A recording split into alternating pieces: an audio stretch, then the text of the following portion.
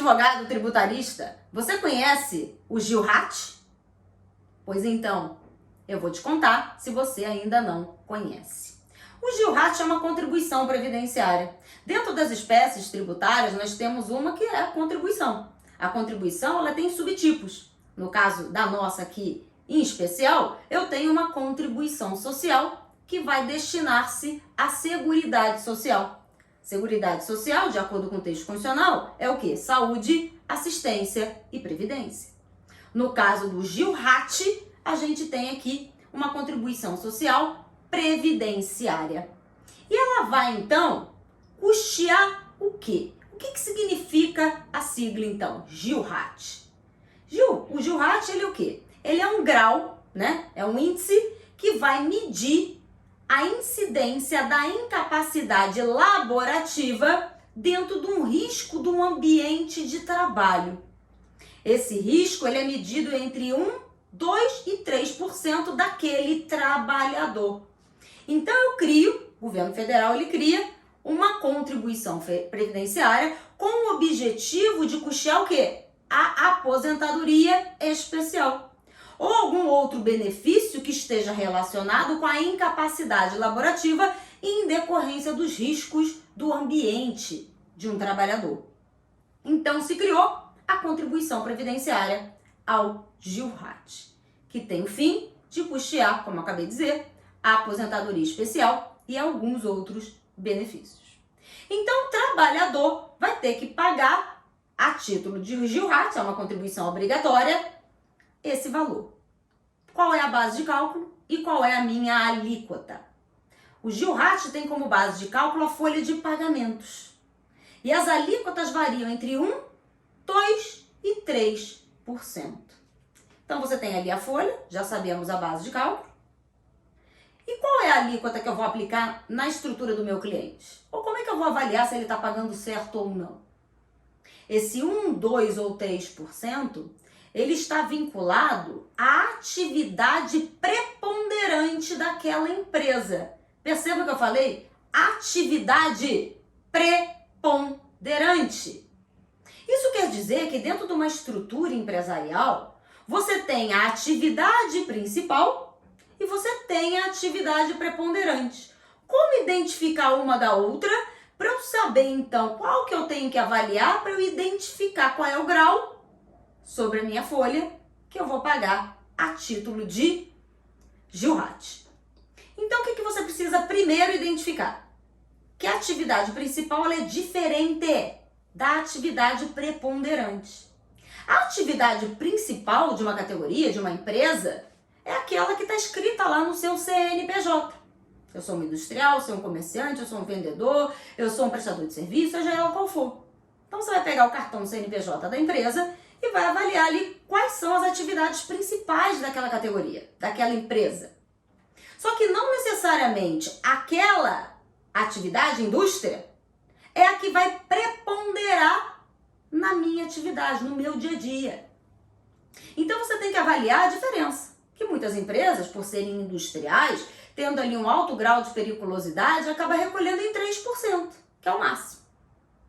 Todavia, quando você avalia aquela estrutura, ou seja, ele está pensando que é o grau vinculado à sua atividade principal. Aí quando você vai auditar a empresa, vai avaliar, você percebe que dentro daquela folha, 1/5 da folha realmente está ali naquela situação de um eventual risco.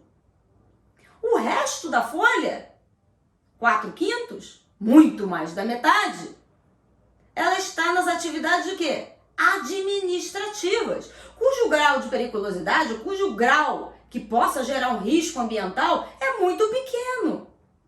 Então, se eu estou lá na indústria, provavelmente seria 3. Se eu estou aqui dentro do escritório, é um grau menor, provavelmente é 1. E como eu vou calcular aquele grau sobre a folha de pagamentos, entre 1, 2 ou 3, se eu identifiquei que eu sou indústria, vou pagar 3? Não é 3. A minha atividade preponderante não é industrial, porque eu tenho boa parte da minha estrutura, como eu falei aqui no meu exemplo, muito mais da metade, prepondera o quê? O setor administrativo, cuja alíquota para fins de GILRAT ela é menor, no caso aqui, 1%.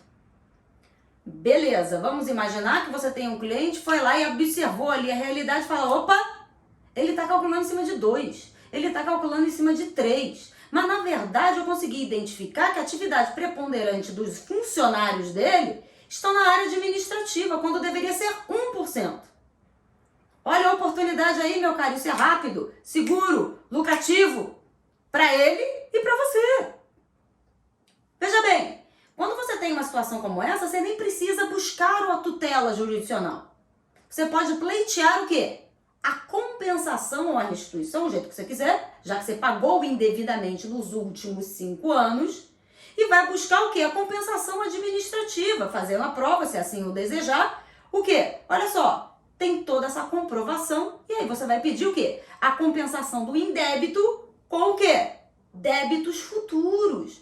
E quando eu falo débitos futuros, no que se refere a uma contribuição previdenciária, lembrem que a partir de 2018, de junho, julho de 2018, a gente já pode compensar créditos previdenciários com qualquer outro tributo administrado pela Secretaria da Receita Federal. Então você poderia usar esse valor recolhido a maior para compensar débito de imposto de renda, PIS/COFINS ou o próprio IPI, como no meu exemplo foi uma empresa industrial. E com isso você otimiza ali o custo tributário daquela categoria, gerando um crédito que aquela empresa nem sabia que tinha. De forma rápida, não necessariamente rápida, porque tem todo um processo administrativo, mas você consegue, pelo menos no primeiro momento, adequar. Tem todo um procedimento de compensação. Se amanhã depois vier um despacho decisório, você tem condições de argumentar porque você tem prova daquilo que você fez. E é muito mais rápido, ninguém tem dúvida, do que uma ação judicial que demora muito mais. Então você faz a estrutura administrativa, resolve um problema pontual, se for o caso, prova aquilo que você está falando e resolvido o problema. O cliente diminui o custo fiscal e a sua ideia vai gerar uma rentabilidade para a sua atividade na advocacia, de forma mais eficaz, mais rápida, mais segura do que uma própria ação judicial. Percebem? As oportunidades estão aí o tempo todo. Você precisa só o quê? Treinar o seu olhar para identificar essas oportunidades. Veja essa questão que eu trouxe para vocês aqui agora. Você conhecia esse produto? Já identificou essa possibilidade dentro do seu cliente? Pois então, se não conhecia, mãos à obra, verifique a quem você pode oferecer ou avaliar e tire a teoria do papel e faça dela um presente para o seu cliente. Porque crédito todo mundo gosta, ninguém gosta de débito.